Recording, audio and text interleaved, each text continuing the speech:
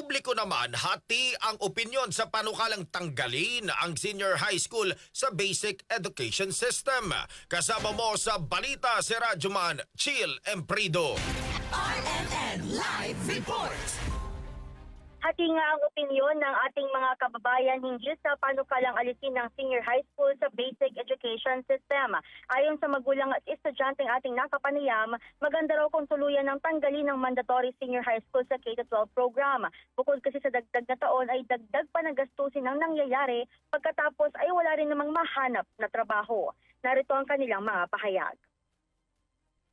Dagdag gastos, dagdag hirap sa magulang, pero pagka-graduate walang matrabahuan ng mga bata. Naghirap siya sa magulang. Tapos nadagdagan yung hirap ng magulang, nadagdagan yung gastusin, pero pagka-graduate ng bata, wala pa rin matrabahuan dito sa Pilipinas. Bakante pa rin sila o kaya nag-a-abroad. Okay lang kasi para mabawasan pag-aaral namin. Masyado po mahaba, depende po sa opinion ng iba. Dapat patanggal na yan para diretso na agad. Sa panig naman ni Marites Mendoza at Carl Antonio, mas maganda pa rin daw kapag may senior high school. Ito raw kasi ang nagsisilbing kahandaan ng mga estudyante bago naman pumasok ng kolehiyo. Narito ang kanilang mga pahayag. Ako hindi ako papayag. Bakit? Kasi hindi pa kayang maging higher,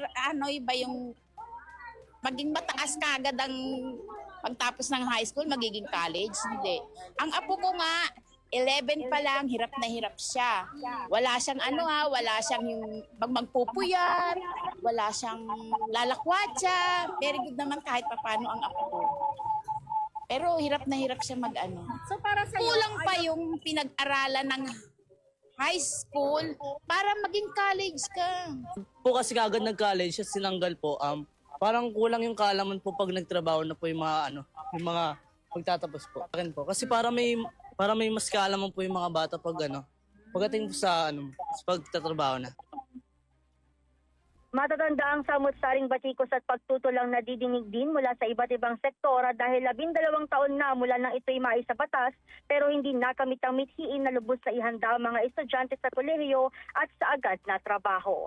Kasama mo sa DZXL RMN Manila, Radyoman Chill Emprido, Tatak RMN.